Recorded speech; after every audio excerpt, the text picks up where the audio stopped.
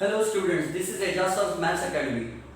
सी, एक स्टूडेंट ने क्वेश्चन पूछा है कि सर डाइजेस्ट में तो आंसर दिया है लेकिन हमको आंसर पढ़ के भी ना समझ में आया तो हम क्या करें। तो मैंने कहा ठीक है, मैं समझा दूंगा। तो ये क्वेश्चन क्या है, right A short note on position of isotopes in Mendeleev's periodic table and the modern periodic table. Mendeleev के पीरियोडिक टेबल में आइसोटोप्स के बारे में क्या प्रॉब्लम हो रही थी और मॉडर्न पीरियोडिक टेबल ने वो प्रॉब्लम को कैसे सॉल्व किया, ये हमको समझना है। ठीक है, नमनीत डाइजेस्ट में सीधा साधा सा प्लेन एक आंसर दिया है। This is Navneet digest, a very famous book. फिर देखो, उसको एक्सप्लेन करता हूं मैं line to line. Isotopes were discovered long time after Mendeleev put forth his periodic table. Mendeleev ने जब पीरियोडिक टेबल बनाया उस समय आइसोटोप्स के बारे में ज्यादा मालूमात नहीं थी। A challenge was posed in placing isotopes in Mendeleev's periodic table as isotopes have same chemical properties but different atomic masses. अब पहली बात तो आपको आइसोटोप्स क्या है ये मालूम होना चाहिए। आइसोटोप्स ये सब टॉपिक्स हम पढ़ चुके हैं चैप्टर नंबर 2 पर। यूट्यूब पे मेरे पूरे लेक्चर्स अवेलेबल है, ये सब कुछ हमारा हो चुका है। फिर भी पढ़ने डाइजेस्ट के नोट्स पढ़ने के बाद समझ में नहीं आ रहा, इसलिए मैं फिर से समझा रहा हूं आपको। ठीक है, तो आइसोटोप्स क्या होते हैं? Isotopes are atoms of the same element which have same atomic number but different atomic mass number. यानी जैसे ऑक्सीजन के दो आइसोटोप्स है, दोनों का एटॉमिक नंबर सेम है। एटॉमिक नंबर यानी number of protons, total number of proton दोनों के सेम है। इसमें भी 8 प्रोटॉन्स है, इसमें भी 8 प्रोटॉन्स है, इसीलिए दोनों का एटॉमिक नंबर सेम है। अब इसमें जो है प्रोटॉन 8 है और न्यूट्रॉन 8 है। इसमें न्यूट्रॉन जो है वो 10 है, इसमें न्यूट्रॉन ज्यादा है। ये वाला जो राइट वाला ऑक्सीजन एटम है ये हेवी ऑक्सीजन एटम है, ये हेवी है, और ये लाइट है, ये हल्का है। क्यों? क्योंकि इसमें प्रोटॉन कितने हैं? आइसोटोप का मीनिंग सबको मालूम है। प्रोटॉन इसमें जो है ना, प्रोटॉन प्लस न्यूट्रॉन दोनों को मिलाए तो 16 है। इसमें प्रोटॉन प्लस न्यूट्रॉन मिलाए तो 18 है। इसमें प्रोटॉन 8 है और इसमें प्रोटॉन 8 है। जब दोनों में प्रोटॉन 8 है तो पी की वैल्यू है 8। इसमें न्यूट्रॉन कितने हैं? 8, और इसमें न्यूट्रॉन कितने हैं? 10। तो ये थोड़ा ऑक्सीजन भारी है। ठीक है, ये 18 वाला ऑक्सीजन थोड़ा भारी ऑक्सीजन है। दो आइसोटोप से ऑक्सीजन दो अलग अलग रूप में दुनिया में पाया जाता है, तो इसको बोलते हैं आइसोटोप। मैंने शॉर्ट में समझाया आपको। अब उसके बाद मेंडलीव ने दो कॉन्ट्रास्टिंग बातें बोल दिया था। मेंडलीव ने बोला था कि मेंडलीव के पीरियोडिक टेबल में he said that he was arranging the elements in the increasing order of their atomic masses. उसने बोला था मैं एटॉमिक मास के इंक्रीजिंग ऑर्डर में एलिमेंट्स को अरेंज कर रहा हूं। बोले पहले कम एटॉमिक मास वाला एलिमेंट रखूंगा, बोले फिर ज्यादा एटॉमिक मास वाला एलिमेंट रखूंगा। बोले तो कम एटॉमिक मास वाला एलिमेंट पहले आएगा और ज्यादा वाला बाद में आएगा। ये एक उसकी पहली बात होगी थी।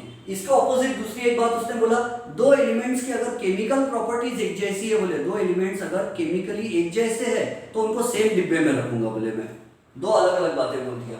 तो अगर हम मेंडलीव की पहली बात मानते हैं, पहली बात क्या बोला उसने? इंक्रीजिंग ऑर्डर ऑफ, पहली बात उसने क्या कहा? एलिमेंट्स को कैसे रख रहा? Increasing order of atomic masses, atomic masses के इंक्रीजिंग ऑर्डर में रख रहा है। और दूसरी बात क्या बोल दिया?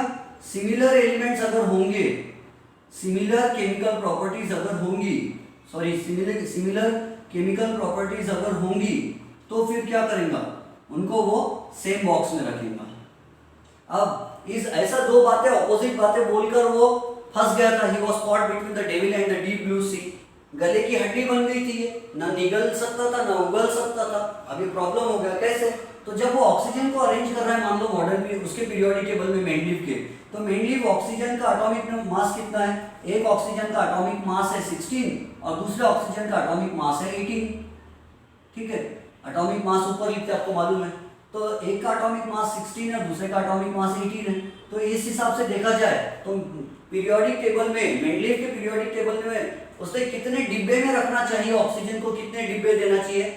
उसने 2 बॉक्सेस देना चाहिए। He should give 2 slots to 2 oxygen, each isotope को एक डिब्बा, यानी इसको 16 वाले को एक डिब्बे में रखना चाहिए और 18 वाले को एक डिब्बे में। ये हो गया increasing order of atomic masses. इसका एटॉमिक मास कम है इसलिए उसको एक डिब्बा, इसका एटॉमिक मास ज्यादा है इसलिए उसको दूसरा डिब्बा, और कोई रहेगा तो उसको तीसरा डिब्बा मिलेगा। यानी एक का एटॉमिक मास इतना है तो उसके लिए एक डिब्बा, दूसरे के लिए एक डिब्बा, तीसरे जितने होंगे एलिमेंट्स को increasing order of atomic mass रखा, तो कम एटॉमिक मास और ये ज्यादा एटॉमिक मास। लेकिन अगर उसने 2 डिब्बे में रखा तो लोग ऑब्जेक्शन उठाएंगे, बोलेंगे मेनली 2 डिब्बे में क्यों रख रहा, बोलेगा क्यों 2 डिब्बे में क्यों नहीं रखो, तो बोलेंगे अबे दोनों केमिकली सिमिलर है, दोनों ऑक्सीजन केमिकली सिमिलर है। वो बोलेगा कैसे, तो बोलेंगे देख दोनों ऑक्सीजन का इलेक्ट्रॉनिक कॉन्फ़िगरेशन क्या है 2 6 है, दोनों ऑक्सीजन को कितने इलेक्ट्रॉन चाहिए ऑक्टेट पूरा करने के लिए 2 इलेक्ट्रॉन चाहिए, दोनों की वैलेंसी कितनी हुई फिर, तो दोनों की वैलेंसी 2 हुई, कोई लोग -2 बोलते हैं, तो दोनों की वैलेंसी 2 होगी, मतलब दोनों ऑक्सीजन को ऑक्टेट पूरा करने इसको भी 2 इलेक्ट्रॉन चाहिए, इसको भी 2 इलेक्ट्रॉन चाहिए, ये भी 2 इलेक्ट्रॉन लेता है, ये भी 2 इलेक्ट्रॉन लेता है, ये O2 नेगेटिव आयन बनाता है, ये दूसरा वाला भी O डबल नेगेटिव आयन बनाता है, तो केमिकली तो ये दोनों एक जैसे। अब केमिकली एक जैसे तो दोनों को एक ही डिब्बे में रखना चाहिए, ऐसा ऑक्सीजन 16 और 18, लेकिन ऐसे कैसे एक ही डिब्बे में रखते, 16 और 18 ऐसा थोड़ी रखा जा सकता है एक ही डिब्बे में, तो ये गलत है। क्यों, क्योंकि इसका एटॉमिक मास 16 है तो इसको एक डिब्बा अलग देना चाहिए, इसका एटॉमिक मास 18 है तो इसके लिए अलग डिब्बा देना चाहिए। अगर किसी का एटॉमिक मास 17 होगा तो उसको बीच में डिब्बे में रखना पड़ेगा, किसी का एटॉमिक मास 19 होगा तो इसके बाद वाले डिब्बे में आएगा। तो उसने कहा एक एक एलिमेंट को यानी एक एक एटॉमिक मास वाले को एक एक डिब्बा दे रहा है, तो जब दोनों का एटॉमिक मास अलग है तो दोनों को अलग अलग डिब्बा देना चाहिए, तो 2 अलग अलग डिब्बा दे रहा तो भी लोग बोलते 2 डिब्बे क्यों दिया, एक ही डिब्बा रख, क्यों, क्योंकि दोनों ऑक्सीजन एक ही तो चीज है, दोनों ऑक्सीजन केमिकली सिमिलर है, दोनों का इलेक्ट्रॉनिक कॉन्फ़िगरेशन एक जैसा, दोनों को दोनों को 2 इलेक्ट्रॉन चाहिए ऑक्टेट पूरा करने के लिए एक एक को, और दोनों डबल नेगेटिव आयन बनाते हैं, दोनों की वैलेंसी 2 है, तो बोले केमिकली तो दोनों एक जैसे, तो एक ही डिब्बे में रख। केमिकल सिमिलैरिटी के बेसिस पे देखा जाए तो दोनों ऑक्सीजन को एक ही डिब्बे में रखना पड़ेगा, लेकिन एटॉमिक मासेस के हिसाब से देखा जाए तो दोनों का एटॉमिक मास अलग अलग है, तो दोनों को डब्बा भी अलग अलग मिलना चाहिए। तो एक हिसाब से बोलते हैं 2 डिब्बे बना, 2 डिब्बे बना तो बोलते नहीं गलत, एक ही डिब्बा बना, एक डिब्बा बना तो बोलते 2 डिब्बा बना, यानी दोनों तरफ से गलत हो गया। वो एक डिब्बे में दोनों ऑक्सीजन को रखना तो भी गलत हो जा रहा, और 2 डिब्बे में 2 ऑक्सीजन रखना तो भी गलत हो जा रहा। तो मेंडलीव के पास इसका कोई सॉल्यूशन नहीं था। फिर इसका सॉल्यूशन लेके कौन आया, तो हेनरी मोसली आया, जिसने मॉडर्न पीरियोडिक टेबल बनाया। उसने सबसे पहला प्रॉब्लम कैसे सॉल्व कर दिया, उसने बोला I am arranging the elements in the increasing order of their atomic numbers. Henry Moseley ने जो मॉडर्न पीरियोडिक टेबल बनाया, तो हेनरी मोसली ने प्रॉब्लम सॉल्व कैसे किया, उसने बोला मैं बोले ऑक्सीजन कोई भी एलिमेंट को उसके एटॉमिक नंबर के हिसाब से डिब्बे में रख रहा हूं, बोले 2 अगर ये दोनों का एटॉमिक नंबर सेम है बोले तो मैं दोनों को एक ही डिब्बे में रखूंगा, बोले एटॉमिक नंबर के हिसाब से दोनों को सेम डिब्बे में रखेंगे। अब कोई ऑब्जेक्शन नहीं उठा रहा कि 16 वाले को अलग रख, 18 वाले को अलग रख, वो बोले मैंने 16 और 18 को देखा ही नहीं ना, बोले मैंने एटॉमिक मास को मैं मानता ही नहीं, बोले एटॉमिक मास को मैं नहीं कंसीडर कर रहा, बोले मैं एटॉमिक नंबर को कंसीडर कर रहा हूँ, बोले और दोनों का एटॉमिक नंबर सेम है तो दोनों ऑक्सीजन को एक ही डिब्बे में रखो, और केमिकल प्रॉपर्टीज भी एक जैसी, उस हिसाब से भी दोनों एक ही डिब्बे में आना चाहिए। तो प्रॉब्लम सॉल्व हो गया, एटॉमिक नंबर के हिसाब से एक ही डिब्बे में दोनों को रख देना चाहिए और प्रॉब्लम सॉल्व। और मेंडलीव के समय प्रॉब्लम आ गई थी, मास के हिसाब से 2 डिब्बे लग रहे थे, केमिकल प्रॉपर्टीज के हिसाब से एक ही डिब्बा लग रहा था, दोनों तरफ से गलत भी हो रहा था और दोनों तरफ से सही भी हो रहा था।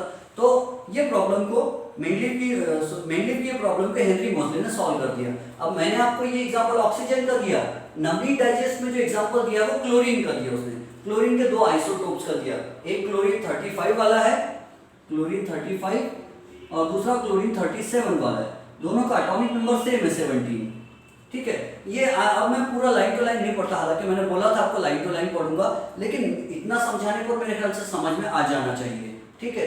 तो मेंडलीव की प्रॉब्लम क्या थी, 2 डिब्बे में रखे तो भी गलत, सिंगल डिब्बे में रखे तो भी गलत, क्योंकि उसने 2 उल्टी बात बोल दिया था, increasing order of atomic masses रख रहा हूं बोले तो भी, और केमिकल प्रॉपर्टीज एक जैसी रहेंगी तो सेम डिब्बे में रखूंगा। मोसली ने प्रॉब्लम कैसे सॉल्व किया, इसने कहा मैं एटॉमिक मास को मानता ही नहीं, बोले उसके हिसाब से मैं अरेंज नहीं कर रहा हूँ, मैं एटॉमिक नंबर के हिसाब से अरेंज कर रहा हूँ, बोले और दोनों का एटॉमिक नंबर सेम है तो दोनों को सेम डिब्बे में रखूंगा, बोले और केमिकल प्रॉपर्टीज भी दोनों ऑक्सीजन की सेम है, बोले तो उस हिसाब से भी दोनों को सेम डिब्बे में रख रहा हूँ। तो मोसली पूरी तरह सही हो गया और मेंडलीव पूरी तरह गलत हो गया, ठीक है। आई होप आपको ये समझ गया होगा। अब इसको पढ़ लेना, नहीं समझाऊंगा फिर से पूछो और एक लेक्चर बनाएंगे अपन, डोंट वरी। तो समझ गया आई होप, चलो हैव अ नाइस टाइम।